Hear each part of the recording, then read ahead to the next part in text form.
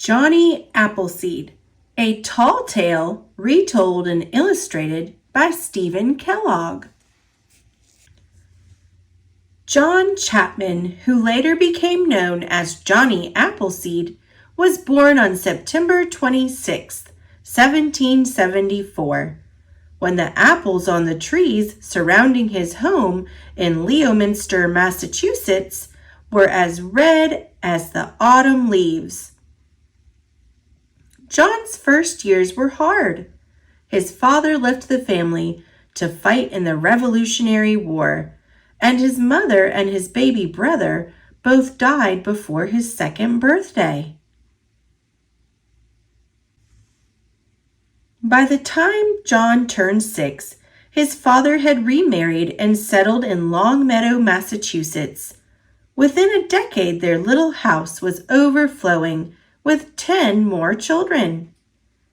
Nearby was an apple orchard. Like most early American families, the Chapmans picked their apples in the fall, stored them in the cellar for winter eating, and used them to make sauces, cider, vinegar, and apple butter. John loved to watch the spring blossoms slowly turn into the glowing fruit of autumn. Watching the apples grow inspired in John a love of all of nature. He often escaped from his boisterous household to the tranquil woods. The animals sensed his gentleness and trusted him. As soon as John was old enough to leave home, he set out to explore the vast wilderness to the west. When he reached the Allegheny Mountains, he cleared a plot of land and planted a small orchard with the pouch of apple seeds he had carried with him. John walked hundreds of miles through the Pennsylvania forest, living like the Indians he befriended on the trail. As he traveled, he cleared the land for many more orchards. He was sure the pioneer families would be arriving before long, and he looked forward to supplying them with apple trees. When a storm struck, he found shelter in a hollow log or built a lean-to. On clear nights, he stretched out under the stars. Over the next few years, John continued to visit and care for his new orchards. The winters slowed him down, but he survived happily on a diet of butternuts. One spring, he met a band of men who boasted that they could lick their weight in wildcats. They were amazed to hear that John wouldn't hurt an animal and had no use for a gun. They challenged John to compete at wrestling, the favorite frontier sport.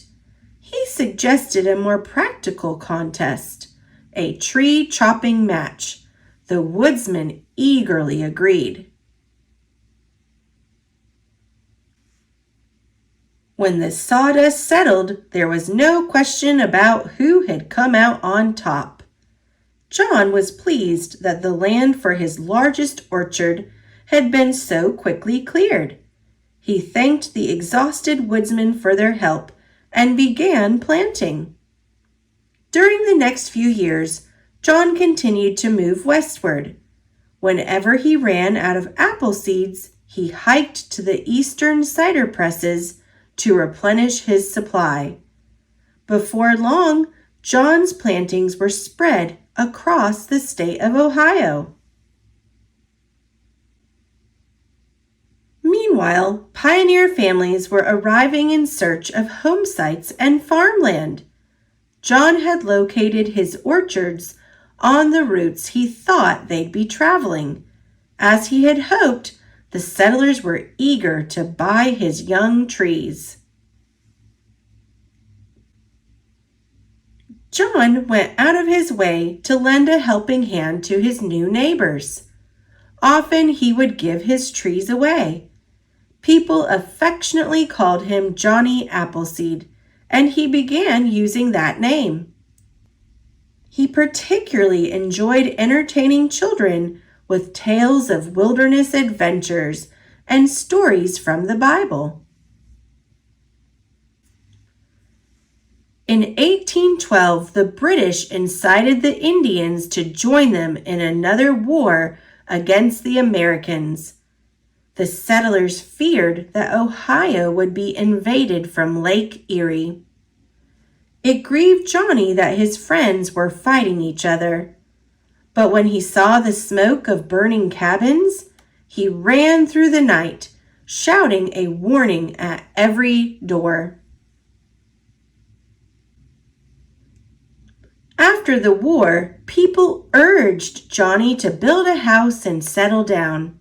He replied that he lived like a king in his wilderness home, and he returned to the forest he loved. During his long absences, folks enjoyed sharing their recollections of Johnny. They retold his stories, and sometimes they even exaggerated them a bit. Some recalled Johnny sleeping in a treetop hammock and chatting with the birds. Others remembered that a rattlesnake had attacked his foot. Fortunately, Johnny's feet were as tough as elephant's hide, so the fangs didn't penetrate. It was said that Johnny had once tended a wounded wolf and then kept him for a pet. An old hunter swore he'd seen Johnny frolicking with a bear family. The storytellers outdid each other with the tall tales about his feats of survival in the untamed wilderness. As the years passed, Ohio became too crowded for Johnny. He moved to the wilds of Indiana, where he continued to clear land for his orchards. When the settlers began arriving, Johnny recognized some of the children who had listened to his stories. Now they had children of their own.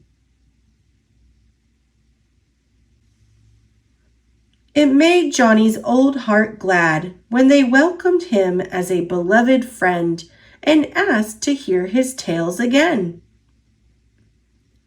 When Johnny passed 70, it became difficult for him to keep up with his work.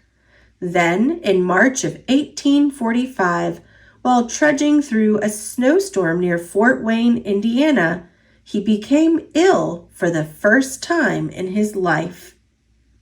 Johnny asked for shelter in a settler's cabin, and a few days later, he died there. Curiously, Johnny's stories continued to move westward without him.